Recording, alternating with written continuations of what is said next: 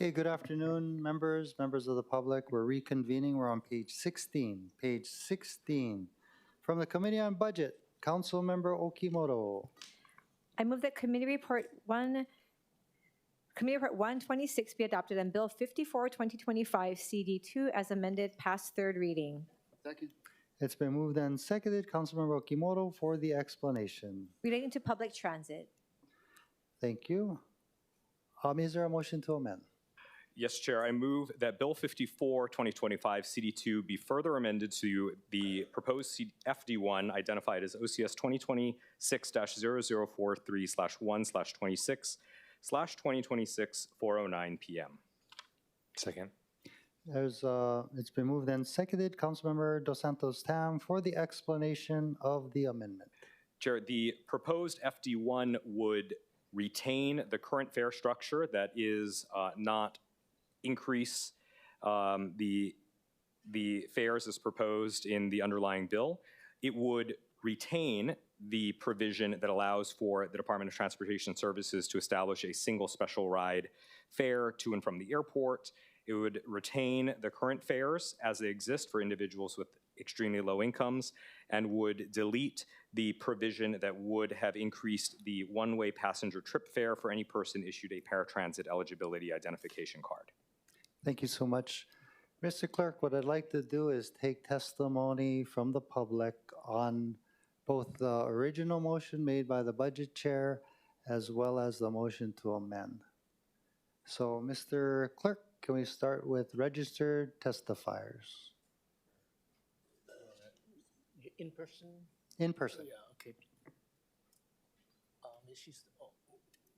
Mr. Chair, we do have some registered in-person testifiers. Chulan Schubert Kwok, Dale Vanderbrink, Junmi Cheng.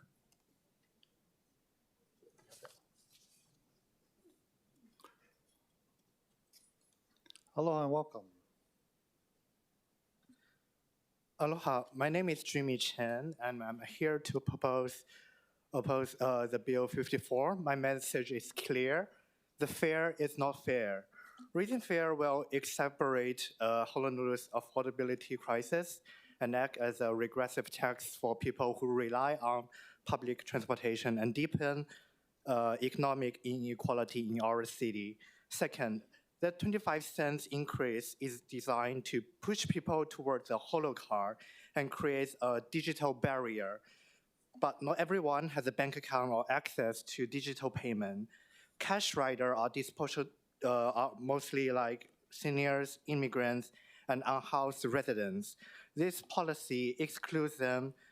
The very community public transit is meant to serve. Finally, this is a climate hypocrisy. Higher fares kills ridership, means more cars, more traffic, and more emissions. You cannot promote climate goals while penalizing people for choosing public transportation. Public transportation is an essential service, not a luxury. The fare is not fair. Please reject Bill 54. Mahalo. Thank you. Sir, please come forward. Welcome. Aloha, Chair and members of this council. My name is Dale Vanderbrink. I am the second vice chair of the Ala Moana Kaka'ako Neighborhood Board, and this is my personal testimony. I speak in strong opposition to Bill 54. I first want to inform the council this week that the Ala Moana Kaka'ako Neighborhood Board, as well as the Makole Mo Ili'ili Neighborhood Board, both passed resolutions opposing Bill 54. Let me start with some facts. The transit fare increase is only going to bring in $4 million extra. When compared to DTS's budget of more than $400 million, it only accounts for 1% of their budget. $4 million is not a lot of money for DTS, but is a lot of money when obtaining it by nickel and diming the residents. This council seems intent on raising the average worker's cost of living. First, with sewer fee increases, now by transit fare increases. Many will question the logic of why we are asking those who earn the least to pay more and more. I think the answer is simple. Those who earn the least are not politically engaged. They don't have time to attend these meetings, and many, unfortunately, do not have time or do not vote and do not give hefty political contributions. So I ask the individual members of this council here to remember that many of the average working adults can't be here to speak up against this bill, but they still need a voice. I ask if there are council members here who are willing to be that voice and oppose this transit fare increase. Mahalo for your time. Thank you. I note that we have a Luca Cuniberti. Is this person available? Mr. Chair, the Online? testifier is not logged on. Not logged? Hello, and I am here. Okay, please proceed. Aloha, Chair Waters, Vice Chair, Council members. My name is Luca Cuniverti, a transit advocate for the North Shore of Oahu and a near daily bus user. I'm also the Hawaii Youth Transportation Council's Policy and Legislation Chair, trying to push for our bill in the across the street from you guys called Keiki Ride Free. So Bill 54 is gutting affordability in Hawaii. It's taking opportunities away from youth and forcing our kapuna families and residents to pay more. I advocate for more youth transit and for more youth to use public transit, and many of them do like taking it. But I see a future where this bill passes without the amendment that Councilmember Silas, Councilmember Tam, and Councilmember Wire I'm very happy that you guys put that forward. But if this does get passed without amendments, youth stop taking and seeing the benefits of public transit because of its financial burden. Now, why would a young person want to use transit if it punishes them and their family financially just because they don't have enough free time? Youth fares are already difficult to obtain as they require either an internet connection or for parents to go down to Kalihi during working hours on a weekday with multiple forms of identification. Not all families have the time, money, or ability to get a youth card for their children. While cash is being used less and less in our system, a majority of youth still use it because obtaining a youth card is so difficult for the reasons I just stated. We have packed buses here on the North Shore and across Oahu because our transit system is so affordable. If you take that affordability away, Keiki will start taking cars, walking to school, or not even coming to school at all. This especially applies to our houseless population. This bill punishes our community for taking transit. We know the fare box ratio doesn't work now, and there are other revenue streams that you guys could be using. In conclusion, please vote against this bill or vote for the amendment. Even if you don't take the bus or Skyline, because I know we have some rate commission people that don't actually use our transit system. This is about affordability on Oahu, something we all need to fight for. Mahalo, Luca Kinberti. Thank you, sir. Next, we have Don Sakamoto.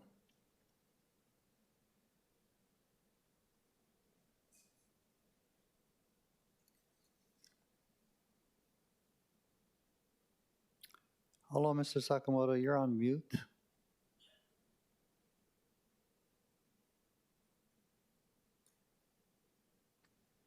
Can you hear me now, Councilman? Yes, we can. Please proceed. It's very difficult. Donald Sakamoto, for the record, strong advocate for public transportation, bus, handyman, and Skyline. I'm with Citizens for a Fair AD Ride. I ride the system since 2000 to now. Advocate for at least 15 years with public transportation for our kapuna and our disabled people. Chair Waters, Vice Chair, Council members, I am strongly opposed to this bill because it's harsh for people who are elderly and disabled who are have to absorb these outrageous prices right now for our transportation. In September of 2018, Ernie Martin, chair at that time, and 4 other council members at first reading killed the bill to increase the paratransit bus and Skyline rates. He said there could be found other funds for that. I appreciate what he did. Now we're at the same point now here where we have increased for paratransit from $225 to $250. People who are on SSI can afford that if they go with the low subsidy program that the city has to get the $225 or whatever, to leave at $2, I would say. But for those who are just barely on the source of having a low income and don't qualify for that, it's a burden. Also, in the past, at the rate commission, I testified, when is the department going to get more money from the state regarding the MedQuest program, which overburdens the paratransit handyvan when these program people use it and the state don't pay their share of the funding. I've been waiting for that from Director Martin for how long? As well as at our Seawater meeting, a writer named Gail Flanagan expressed their concern. Why is the city workers, some of them getting free rides on the bus and Skyline? And Director Martin said to me, personally on a phone call, that he has authorization to give them this capability to have a free ride. That should be, I would ask that question, why? What is the reason for it? And how much money do we raise or lose on that? So that's my concerns. I'm against it. I hope you understand what I go through with people that call me, and the service is not that great with the Trapeze real-time scheduling right now. They can't get the times they want. Van availability is terrible, and the vans that they buy is not as good and qualified for people to use on the roads of our wonderful Oʻahu. Thank you. Thank you. Next, we have Juliana Solar. Mr. Chair, the testifier is not logged on. Okay. Shelby Pikachu Billionaire. Mr. Chair, the testifier is also not logged on. Thank you. Angela Melody Young. And Mr. Chair, Ms. Young is also not logged on. Okay. Chulan Schubert Kwok. The testifier is also not logged on and no longer present. Okay. And Dale Vanderbrink testified. And Junmi Chang testified, correct? Okay, is there anybody else in person who would like to testify? Please come forward. Hi, my name is Jolie Tokusatu with Unite Here Local 5. I just wanted to say that we oppose any kind of increases to the bus fare or public transportation in general. I wanted to just share something personal. Recently I had a screw in my tire, and then I had to think of options on how to get around, and I thought about the bus, and one of the things was I have to go and find out where the routes go, and I have to walk to a bus stop, if I have to make multiple trips someplace, and it was so burdensome, and I can imagine what it is like for people who have to rely on public transportations every single day, and if you go to the grocery store, you have to lug all those. It's just not easy. So people who have options are going to use other options. If they can do Uber, Lyft, they can do, driving. That's what they're going to do. If you're trying to make people use public transportation, you have to make it the best, easiest way possible for them. And raising bus prices, especially for people, who are working class like I am, it's not a good idea. I think it's a really bad thing. So please don't raise bus fares. I appreciate you folks carving out all these exceptions, but even myself don't, qualify. Maybe kupuna, I don't know. I might be that age. But for, most of my workers who I work with, they don't qualify for those too. So please don't touch the bus or public transportation fares. Thank you. Thank you so much. Is there anybody else in the audience who'd like to testify on Bill 54?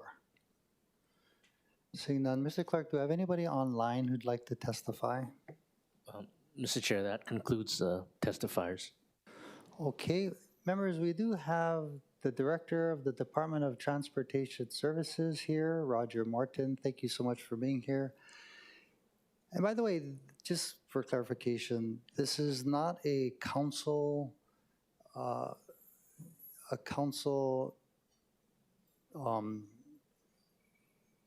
what's the right word that I'm looking for? Initiated measure. This is an administration-initiated measure.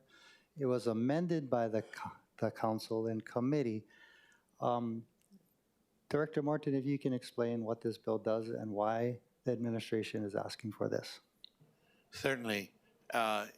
This has been kind of a long time coming. This has been a 2-year process to get to where we are. We had this measure discussed extensively at the Rate Commission for over a year and a half. The bill was introduced into council in July of last year. It was re-referred to committee a few times, and it's gone back and forth. And as part of that process, we, well, let me get to the reasons why. First of all, our transit budget today is just about 440 million.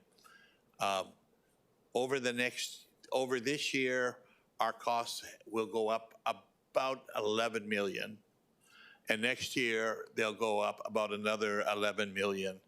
So we will be looking at a transit budget somewhere in the $470 million range.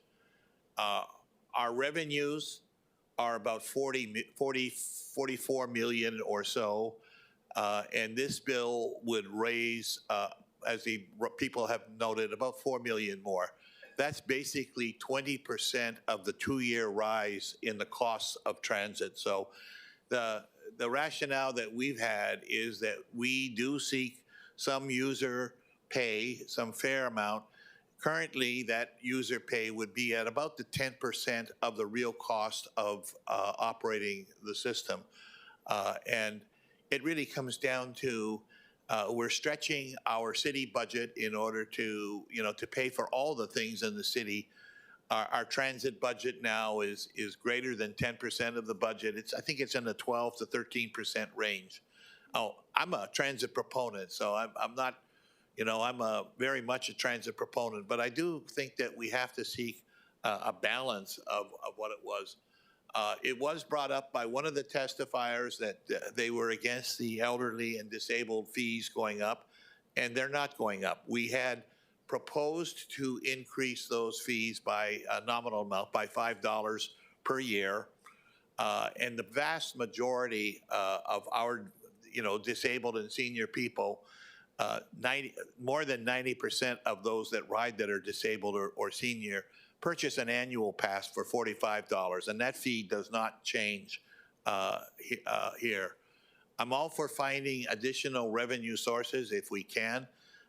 We have been successful in getting many businesses, including many in the hotel industry, many represented by Local 5, to actually provide a subsidy for their employees. And I think the more that we can get our businesses and our other institutions to support transit for their employees the same way they support it for long-term care, health insurance, retirement systems, it's a great benefit. It's not that costly for business, and it would help us an awful lot if we could do that.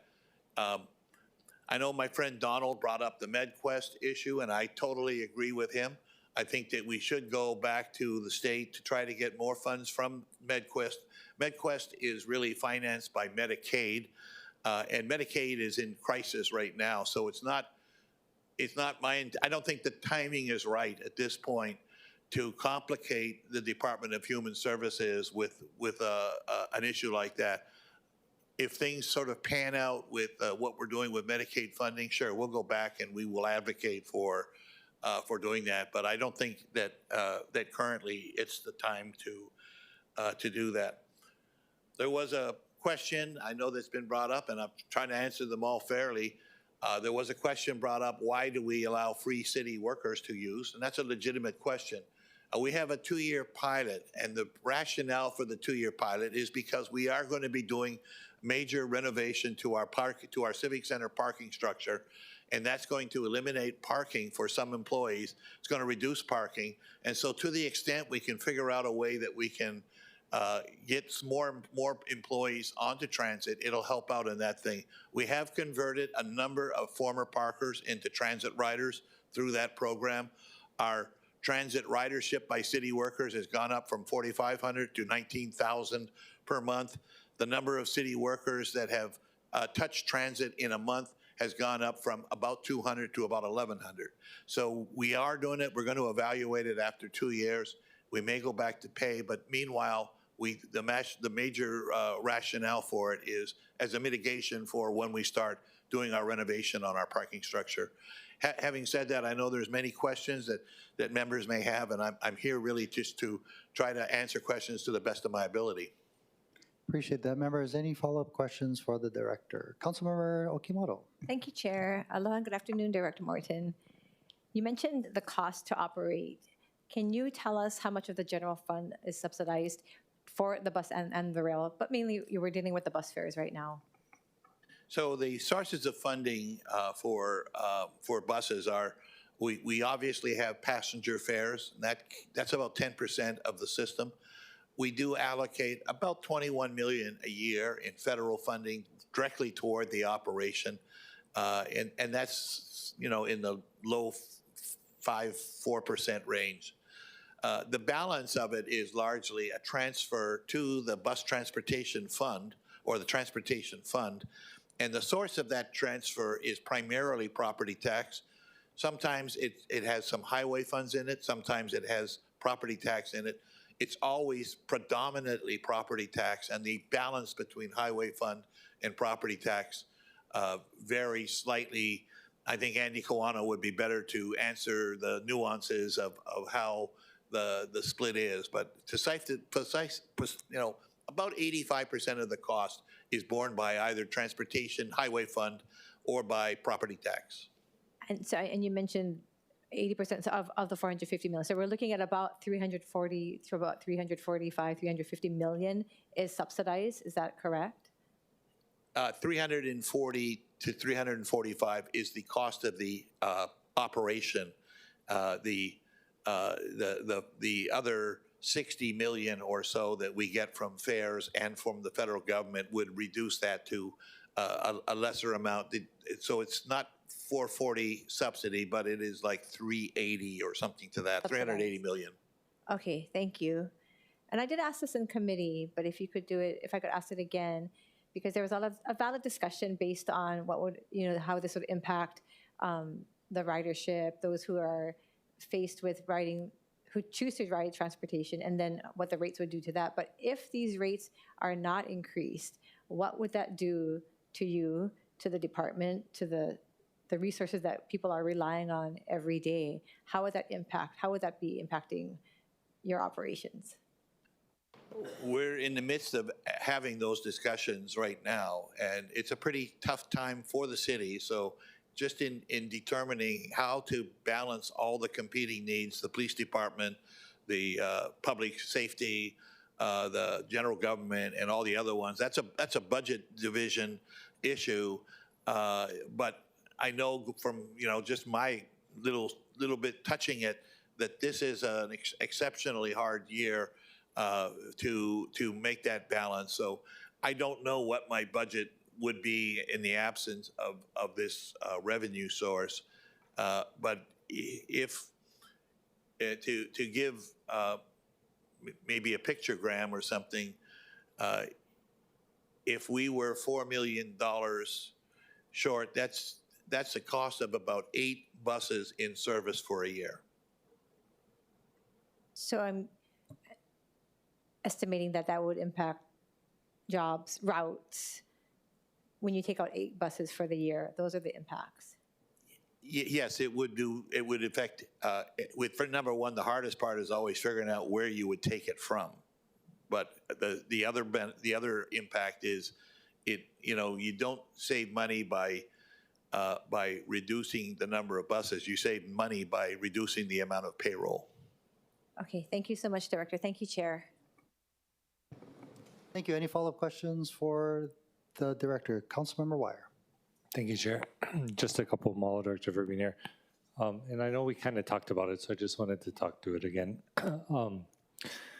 Did the department have a position? I know at the last, second reading, I had noted I wouldn't be able to support the measure unless the reduced fare went up to very low income and from extremely low income, right? Right now to qualify for the reduced rate, you have to make, around 40 grand or less. That goes up to like a family of 3 even, so like $41-ish, $2,000. And, I know if we went up to very low income under HUD standards, so folks making, a little bit more than that, say 50% of the area median income. I know we had a conversation, and what was the impact, or first, what would the department's position be on that, and then why? Yes, and I did do those numbers. I know I shared them with some council members, those projections.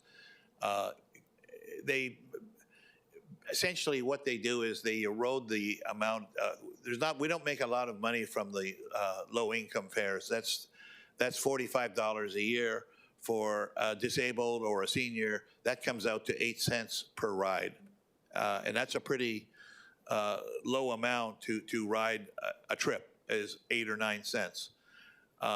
Where we do lose the money is it erodes our revenue from the full fares. My estimate of an earlier proposal to look at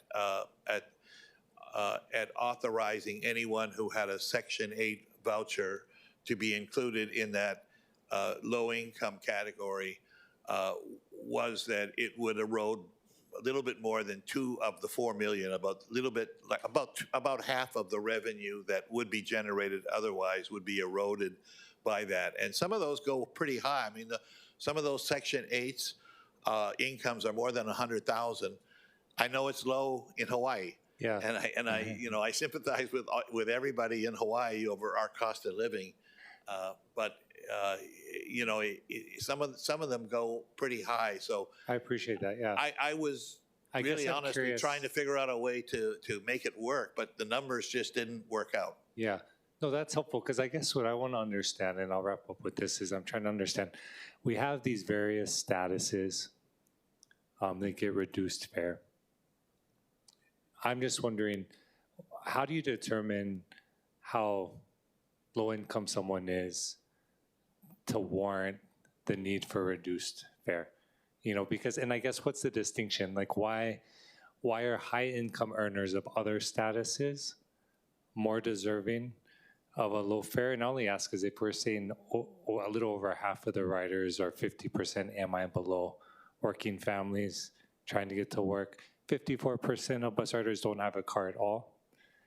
We have riders that rely on it to get food, to the doctor, get their prescription. You know this. I know you know this. You're a transportation expert, to school.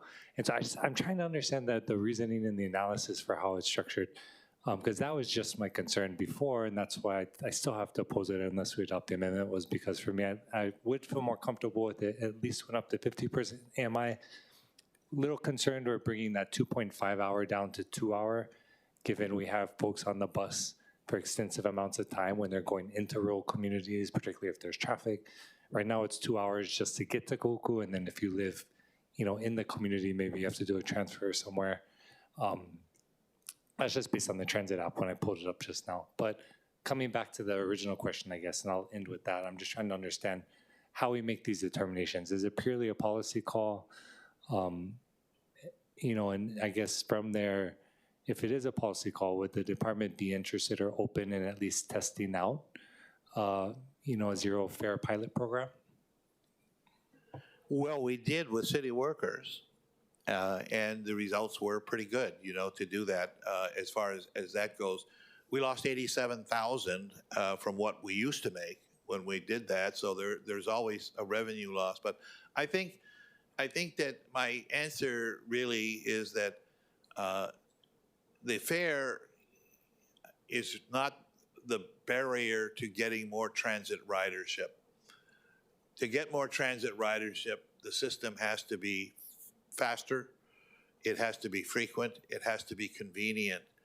And that's what we're trying to do with Skyline, is we're trying to make Skyline our central core, one, and including that. So when without a continued robustness in the way we can raise fares, one of the impacts would probably be that we wouldn't be able to implement more faster, frequent services for people that I think would really raise much more ridership than reducing fares to say nothing.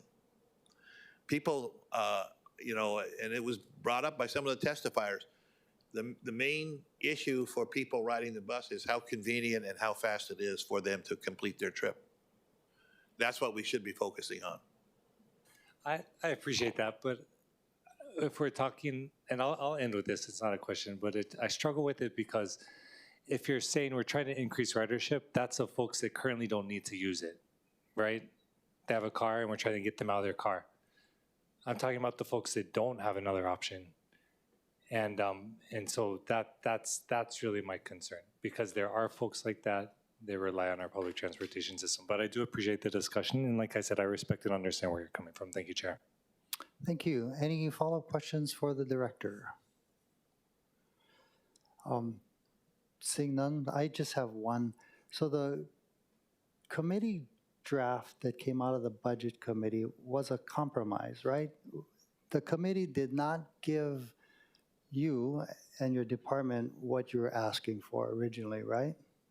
Right, there were several compromises, and I appreciate the willingness of the committee to have a dialogue with us to work through those. But we did not, because of several members' concern over senior fares, over disabled fares, over lower income fares, we had originally proposed to increase those by a nominal amount, but we decided not to do that in the wake of some significant opposition from council members. We did not go through with the free companion for fixed route because of concerns from the disability community, from DCAB and from others. So we made some significant things. We also increased disproportionately the fare for our visitors, and that's a policy that I continue to support, is to try to structure our fares over the long term so that our residents pay less and our visitors pay more. That also even goes to our cash fare, which more than half of our cash fare comes from visitors. And so it's hard to figure out what a perfect fare policy would be. I think in closing, ours is one of the lower ones of systems of our size. Our passes are low. Our cash fares are high. But again, it reflects the demographics of our ridership. We try to encourage all of our local residents to take advantage of those exceptionally low fares that we offer on a 45. And the barrier to getting them, I recognize that. I've talked with DCS about trying to figure out a way where we can reduce the barrier for that. On a youth card, I think I'm going to support not requiring vetting of age for youth, because they're pretty easy for people to determine whether you got a youthful person. And we're working with the DOE on that to make it easier for them administratively. Thank you. Any follow-up questions for the director, members? Seeing none, thank you, Director. We're in discussion. Councilmember Cordero. I think I'll go first. Okay, thank you, Chair.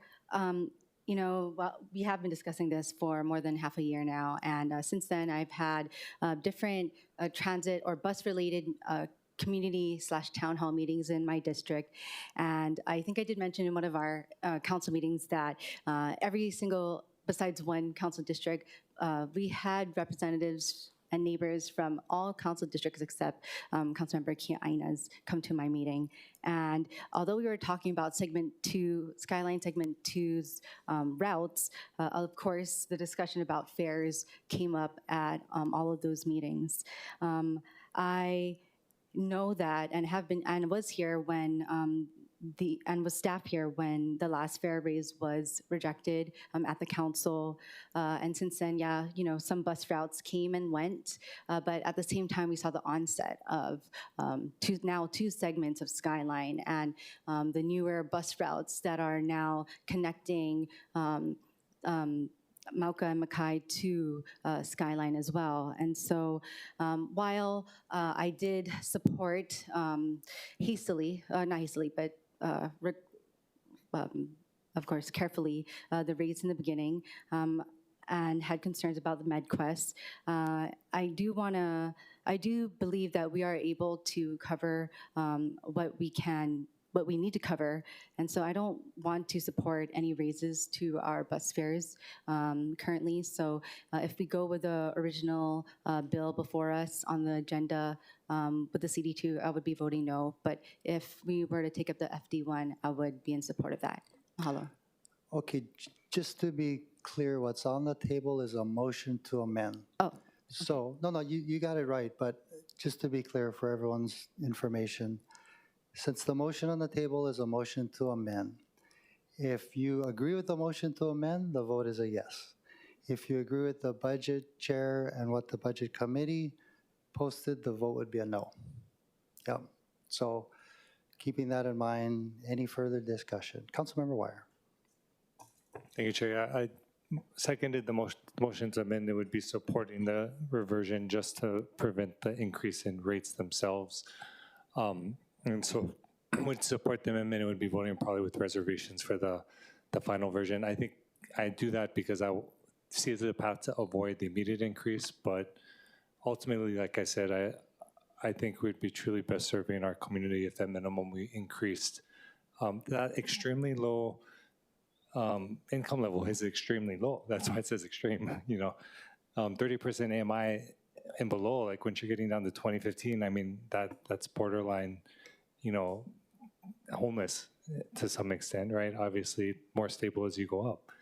And so understanding that the free transportation for city employees was a success, I think there's even more reason to review a pilot program knowing that we have invested research into different revenue opportunities. Empty home stacks didn't pan out, but I know floor leaders looking at reclassification possibilities along with everyone else. And so just wanted to share that.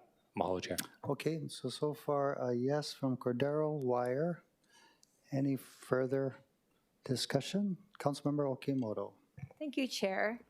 I want to first express my appreciation and my mahalo to Director Morton and his team, as well as Councilmember Nishimoto, who's the Vice Chair of the Committee on Budget, and his team. They work extensively with my office to come to where we have today, working on this measure. I also want to express my gratitude to the Rate Commission for their work and took on this difficult task. As Councilmember Cordero mentioned, this is prior to some of us who are sitting on this in this body. This has been deferred in the past. And I want to make note that the bulk of these recommendations were from the Rate Commission, who are volunteers serving in their capacities, and many of them were appointed by the mayor. So I don't want people to think that we are swayed in any way, that we had some kind of influence. That's not the case. There was a good amount of collaboration, as Director Morton stated, discussion, a lot of give and take, back and forth, meetings. This has been going on for quite a while. I want to thank the members of the committee who discussed this in the Budget Committee. I think working together, I feel that we have been able to arrive at a reasonable compromise, keeping in mind that the rates for our kupuna and lower income riders, as well as those who utilize the handy van, along with their PCAs, their personal care attendants, were able to maintain those rates and services. That was, as you mentioned, Director Morton confirmed, that wasn't part of the initial measure, but working back and forth, we were able to compromise on that. While it would be nice to never raise fares or to have ridership be free, the reality is that this is not a long-term possibility. It's not sustainable. It's not realistic. I like to think of things in analogies. There's nice to haves and then there's need to haves. As a parent myself, and other parents might relate to this, when your child comes to you with a Christmas list for Santa, there's a lot of things on that list. I surely understand when my child comes to me with a multi-page PowerPoint of what she wants for Christmas. I wish I could give her everything, but there's nice to haves and there's need to haves, and it's simply not possible. And this is the case that situation we're faced with right now. As heard by the Director of the Department of Transportation Services, stating both in committee and here before the full council, not making these recommended adjustments will negatively impact the system and will result most likely in the services provided being altered in a negative way, routes, possibly even jobs. We need to continue to allow the bus, handy van, and other services the ability to operate in order to provide transportation for our residents. We need to compensate our bus operators and the maintenance personnel adequately, and these things cannot be achieved if we do not have the funding for it. It is simply not sustainable nor possible. We cannot keep kicking the can down the road. For these reasons, while I do empathize with those who have expressed concerns, I feel it's important to not pass the buck down again, and therefore I am standing in support of the CD2 version, but not the FD version that is on the table to amend at this time. Thank you, Chair. Thank you. Any further discussion? Councilmember Dos Santos Town. Thank you, Chair. We spent Before lunch, time talking about affordability. We're talking about housing, which is the biggest cost that people on this island face. The second biggest cost that people face is transportation and the time that people spend in their cars getting around. With all due respect to the previous speaker, the bus is not optional. For many families, it is how they get to work. It's how they get to appointments and essential services. This is a need to have. The bus is a need to have, but the raises, the increases of the fares is not. 60% of our bus riders make less than $50,000 a year. 20% of our bus riders make less than $20,000 a year. To increase their fares by $10 a month or a quarter a day, for a family of four, that's $360. That's 1 to 2% of their household budget. And we here need to keep in mind who we are here to serve, who we're here to fight for. When we say that we care for the poor in our community, we need to put our money where our mouth is. With all due respect to the department, we need to find other sources of revenue. These additional bus services cannot be taken on the backs of the people who are riding the bus to get around. Over half of our bus riders do not own a car. They have no option. And if we vote for this today, we are saying to them, your costs are going to go up. And as somebody who rides the bus myself, I can't look them in the eye and say, you should be paying more. Your costs should go up each and every time you get on the bus to go to work, to go to the doctor, to take your kids to school. We cannot have this, and I'm going to be very, very disappointed if this bill moves forward and raises costs for local families at a time when we were falling over ourselves just 2 hours ago to say, we're here to reduce your costs, we're here to increase affordable housing. How can we go to sleep at night knowing that we're going to raise these costs on the backs of the poorest in our community, who I see each and every day when I get on the bus and have the chance to talk to? Many of them had no idea that these fare increases were happening. And they're going to get on a bus on July 1st if this bill passes and have to fork over more money. Well, I'm going to say no, but encourage my colleagues to vote for the FD1, which would stop these increases so we can have a more robust discussion about a fare system for our buses that is both FAIR and FARE. Thank you. Thank you so much. Any further discussion? Councilmember Tupola. I'll just make brief comments, and then I think if it does go back, then I'll make a longer comment. But I just wanted to first say that, you know, I think for my community, because we have so many bus riders. I mean, literally, if you're leaving Waianae and it's 4 or 5 in the morning, I mean, every single bus full. People standing, I mean, because everyone needs the bus. If any of the routes got cut, it's game over, because that's the only type of income that people have, is they have to go to work, right? So if you can't get to work because there's less routes or because things have been cut, then unfortunately that's worse than paying a little bit more for the fares. So either way, you know, I feel like we're in a catch-22. It's going to be tough because we don't want to raise rates for families, but at the same time, if the operations is affected, then this is worse for people in my community. I'm telling you right now, it's worse if we don't have enough routes, or if buses fall into such heavy disrepair or deferred maintenance that we can't work them anymore. So I have more comments, but I will say that, you know, I do think that this back and forth, and especially with Director Morton, he's tried very diligently to get as many subsidies as we can, state, federal, you know, pushing things along. And we just discussed the whole supporting our bus drivers because, you know, they need our support, they're negotiating, but we can't only support bus drivers and not the buses they drive. I mean, we're short maintenance workers there. They used to have a lot of guys maintaining the buses. We don't have that anymore.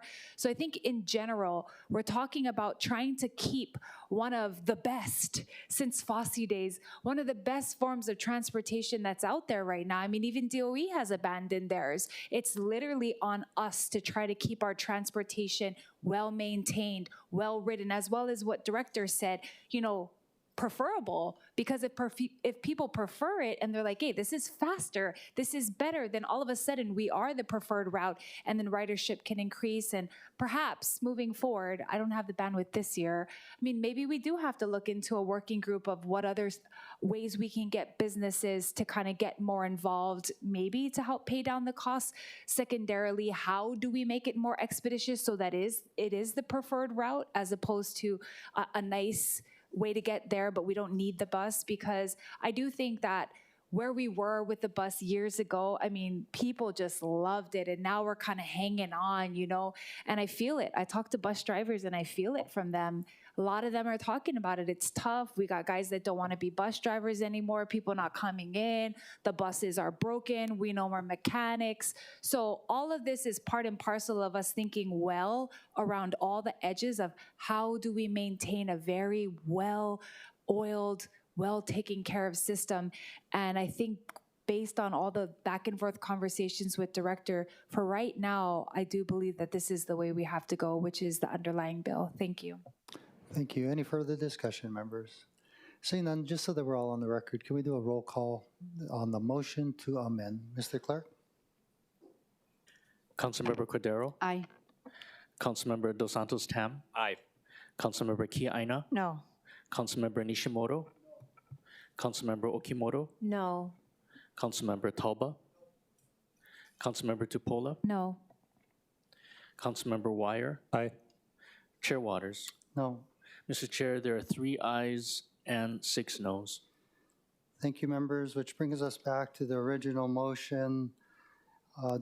Any further discussion on the original motion? Seeing none, roll call, Mr. Clerk. Councilmember Cordero? No.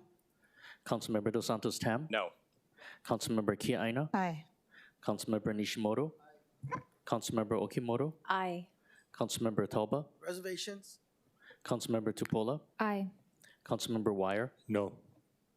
Chair Waters? Aye. Mr. Chair, there are 6 ayes, 3 noes.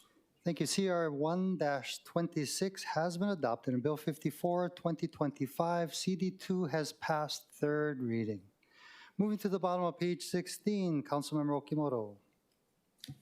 Chair, I move that Committee Report 226 be adopted and Bill 55, 2025, CD2 as amended pass third reading. Second. It's been moved and seconded. Councilmember Okimoto for the explanation. Relating to multifamily rental housing program fees. Thank you. Mr. Clerk, do we have any testifiers? Mr. Chair, we have one person remotely indicating they want to testify. Okay. Please proceed.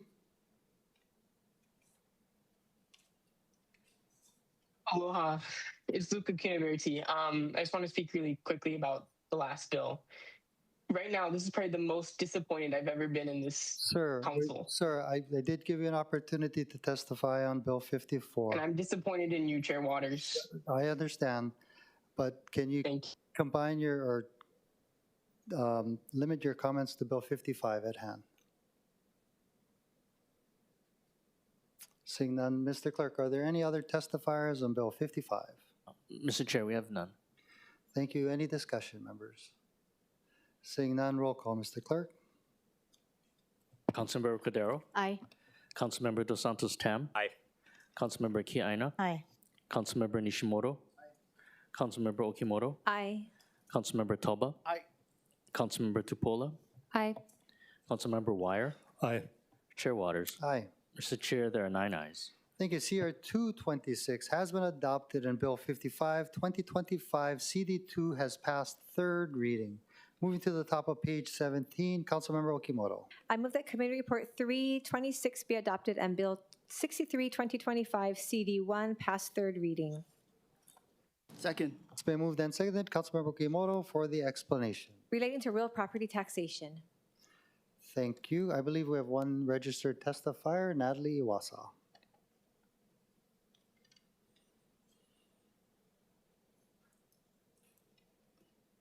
Thank you, Natalie Wassa, for the record. First of all, I just want to say I fully support the intent behind this bill. I do not think it's going to be effective, however, and one of the main reasons is that 45-day rollback period. Now, even if the landlord is renting to a friend or a family member, if that property has suffered a fire, there's a storm, there's some major renovation that is due, that 45-day period is going to be not met, and the property will be disqualified and lose the exemption status. That is a huge risk, in my opinion, for any landlord who might consider this proposal. And I noticed that it also goes into effect on July 1st, 2027, which is also the same date that the Res A goes from 1 million to 1.3 million. So I also want to add the comment that, you know, with all these discussions that you've had about affordability, raising prices, keeping things low, Res A is not the answer. And the city is addicted to that fund. My concern in 27 is that those rates are going to go sky high, and at that time we are going to have more properties in the Res A, and we're just going to have more compounded problems with the rent, because as landlords increase rent, renters move down to the lower price properties. It puts pressure on those, and the ones at the bottom can't find rent or a place to rent. So I just ask you to be to look at other options like the exemptions. Thank you for allowing me to go a little over. No problem. You're welcome. Mr. Clerk, do I have any other testifiers? Mr. Chair, we have none. Thank you. Members are in discussion. Seeing none, roll call, Mr. Clerk. Councilmember Cordero? Aye. Councilmember Dos Santos Tam? Aye. Councilmember Kia Aina? Aye. Councilmember Nishimoto? Councilmember Okimoto? Aye. Councilmember Talba? Councilmember Tupola? Aye. Councilmember Wire? Aye.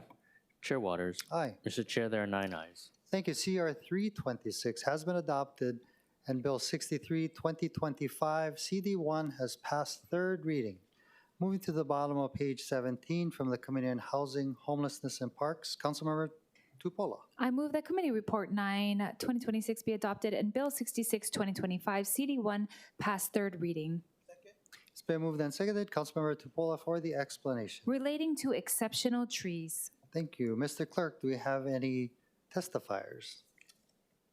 Mr. Chair, we have none. Thank you, members. Any discussion? Seeing none, roll call, Mr. Clerk. Councilmember Cordero? Aye. Councilmember Dos Santos Tam? Aye. Councilmember Kia Aina? Aye. Councilmember Nishimoto? Councilmember Okimoto? Aye. Councilmember Talba? Councilmember Tupola? Councilmember Wire? Aye. Chair Waters? Aye. Mr. Chair, there are 9 ayes. Thank you. CR 926 has been adopted, and Bill 66, 2025, CD1 has passed third reading. Moving to the top of page 18 from the Committee on Budget, Councilmember Okimoto. I move that Committee Report 626 and Resolution 25-327 be adopted. Second. It's been moved and seconded. Councilmember Okimoto for the explanation. Relating to the transfer of funds. Okay. Mr. Clerk, do we have any testifiers? Mr. Chair, we have none. Thank you. Members, any discussion? Seeing none, any objections or reservations? Noting no objections or reservations to the transfer of funds, CR 6-26 and Resolution 25-327 has been adopted. Councilmember Okimoto.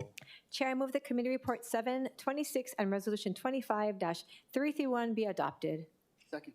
It's been moved and seconded. Councilmember Okimoto for the explanation. Relating to the transfer of funds.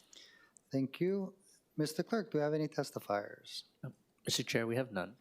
Thank you. Any objections or reservations? Noting no objections or reservations, CR 726 and Resolution 25-331 has been adopted. Moving to the top of page 19, Councilmember Okimoto. I move that Committee Report 826 and Resolution 26-5 CD1 as amended be adopted. Second. It's been moved and seconded. Councilmember Okimoto for the explanation. Relating to the transfer of funds. Thank you. Mr. Clerk, do we have any testifiers? Mr. Chair, we have none. Thank you. Any discussion, members? Seeing none, any objections or reservations? Noting no objections or reservations, CR 8-26 and Resolution 26-5 CD1 has been adopted. Moving to the bottom of page 19 from the Committee on Housing, Homelessness, and Parks, Councilmember Tupola. I move that Committee Report 10, 2026 Resolution 25-330 be adopted. Councilmember Tolba for the second. Second. Thank you. Councilmember Tupola for the explanation. Accepting a gift of one high-back traditional bench valued at $3,274.51 to the city from Bradley Nakamura for preparations of the grounds and a bronze plaque with an inscription to be read, donated by the family of BJ and Brady Nakamura to be placed at Pu'uloa Beach Park. Thank you. Mr. Clerk, do we have any testifiers? Mr. Chair, we have none. Seeing none, any discussion, members? Seeing none, any objections or reservations? Noting no objections or reservations, CR 10-26 and Resolution 25-330 has been adopted. Moving to page 20 from the Committee on Infrastructure, Transportation, and Technology, Councilmember Cordero.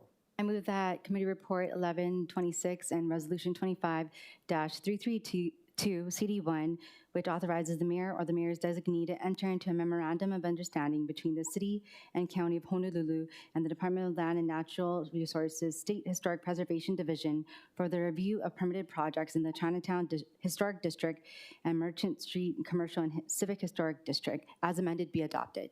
Second. Thank you. It's been moved and seconded. Thank you for the explanation. Mr. Clerk, do you have any testifiers? Mr. Chair, we have none. Thank you. Any objections or any discussion, members? Seeing none, any objections or reservations? Noting no objections or reservations, CR 11-26 and Resolution 25-332 CD1 has been adopted.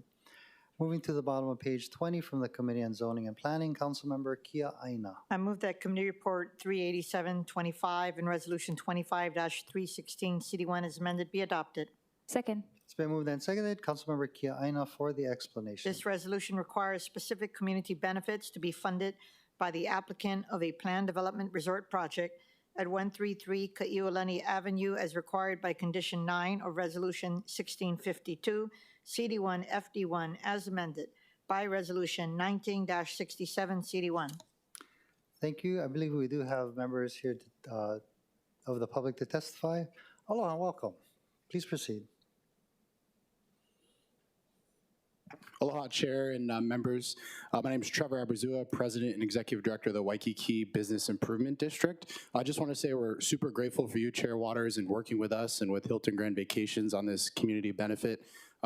We've worked with the community, we worked with the neighborhood board, who we received unanimous approval from on this project, and I'm here to answer any questions the council may have. Thank you so much. Thank you, members. Any questions for Mr. Abrazua?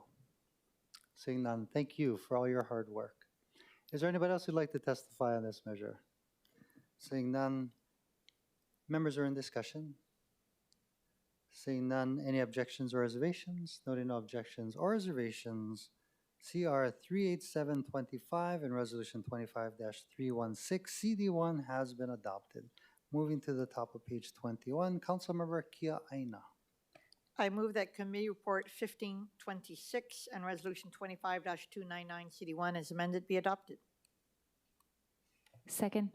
It's been moved and seconded. Councilmember Kia Aina for the explanation. This measure grants a special management area major permit to allow for the construction of a new two-story single-unit dwelling with attached 8-car garage and internal above-grade swimming pool in Kailua, Oʻahu. Thank you. Mr. Clerk, do we have any testifiers? Mr. Chair, we have none. Thank you. Any discussion? Seeing none, roll call, Mr. Clerk. Councilmember Cordero? Aye. Councilmember Dos Santos Tam? Aye. Councilmember Kia Aina? Aye. Councilmember Nishimoto? Councilmember Okimoto? Aye. Councilmember Talba? Aye. Councilmember Tupola? Aye. Councilmember Wire? Aye. Chair Waters? Aye. Mr. Chair, there are 9 ayes. Thank you. CR 15-26 and Resolution 25-299 CD1 has been adopted. From the Committee on Public Safety and the Economy, Councilmember Talba. I move that CR 2026 and Resolution 25-329 be adopted. Second. It's been moved and seconded. Councilmember Talba for the explanation. Accepting the gift of new fencing and installation valued at $125,000 to the city from the Honolulu Zoological Society for a giraffe exhibit at the Honolulu Zoo. Thank you. Mr. Clerk, do we have any testifiers? Mr. Chair, we have none. Thank you. Members, any discussion? Seeing none, any objections or reservations? Noting no objections or reservations, CR 20-26 and Resolution 25-329 has been adopted. Moving to the top of page 22 from the Committee on Government, Efficiency, and Customer Services, Councilmember Dos Santos Town. Chair, I move that Committee Report 22 of 2026 and Resolution 26-1 be adopted. This requests the State of Hawaii to evaluate and consider requiring a test of knowledge for the rules of the road for driver's license renewals. Second. It's been moved and seconded. Council Member, oh, you just told us the explanation. Thank you very much. Mr. Clerk, do we have any testifiers? Mr. Chair, we have none. Thank you. Any discussion? Seeing none, any objections or reservations? Noting no objections or reservations, CR 22-26 and Resolution 26-1 have been adopted. Moving to the bottom of page 22, Councilmember Dos Santos Town. Chair, I move that Committee Report 23 of 2026 and Resolution 26-2 be adopted. This requests the State of Hawaii to include pedestrian safety, bicyclist rights and interactions, and multimodal roadway use as part of the driver education requirements. Second. Thank you. It's been moved and seconded as well as explained. Mr. Clerk, do we have any testifiers? Mr. Chair, we have none. Thank you. Any discussion? Seeing none, any objections or reservations? Noting no objections or reservations, CR 23-26 and Resolution 26-2 has been adopted. Moving to the top of page 23, balance of committee reports, Vice Chair Tupola. I move that the balance of committee reports be adopted. Second. It's been moved and seconded. Vice Chair Tupola for the explanation. ITT-CR-1226, consideration of grant of sewer easements and covenants and restriction easements S1, S2, grant of sewer easements and covenants and restriction easements S3, and grant of sewer easement S4 for public use in Honolulu. ILA Committee Report 1326, request for authorization to settle a case against the City and County of Honolulu entitled Denise Saki v. City and County of Honolulu et al. Civil Number 1 CCV 23001585 LWC. ILA Committee Report 14-2026, request for authorization to settle a lawsuit against the City and County of Honolulu entitled Wendy L. Shelton v. City and County of Honolulu Civ Number 1 CCV 2400000001 JJK. Zoning Committee Report 1726, granting a 90-day extension of time for Resolution 25-333, granting a special management area major permit to allow for the construction of a new single-unit dwelling pool, spa, garage, recreation room, and individual wastewater system in Waialua, Oʻahu. Thank you. Mr. Clerk, do we have any testifiers? Mr. Chair, we have none. Thank you. Any discussion, members? Seeing none, any objections or reservations? Noting no objections or reservations, the balance of committee reports have been adopted. There is no unfinished business. Turning to page 24, new business, Vice Chair Tupola. Thank you, Chair. I move that Resolution 26-14 be adopted. Second. It's been moved and seconded. Vice Chair Tupola for the explanation. Accepting a gift of shipping services valued at $8,500 to the city from the Honolulu Zoological Society for the transportation of 2 female warthogs from Los Angeles, California to the Honolulu Zoo. Thank you. Mr. Clerk, do we have any testifiers? Mr. Chair, we have none. Thank you. Any discussion? Any questions for the Director of the Department of Enterprise Services, who's been waiting here for 5 hours for the opportunity to testify today? Councilmember Kia Aina. No, I'm kidding. Thank you. Seeing no discussion, any objections or reservations? Noting no objections or reservations, Resolution 26-14 has been adopted. Moving to the top of page 25, there's no items for the Committee on the Whole or executive session. Are there any announcements? Councilmember Wire, followed by Councilmember Tolba. Thank you, Chair. I just wanted to take the moment to remember Alex Berti, Renee Good, and send our hearts out to their families in this time. Thank you, Chair. Well, thank you. Councilmember Tolba. I just want to wish Josh Cole from my office a birthday. If you guys see him in the hallway, give him a big hug. He doesn't like that. That's it. Happy birthday. Awesome. Any other announcements, members? Seeing none, Vice Chair Tupola, motion to adjourn. I move that the meeting stand adjourned until Wednesday, February 18, 2026 at 10 a.m. Second.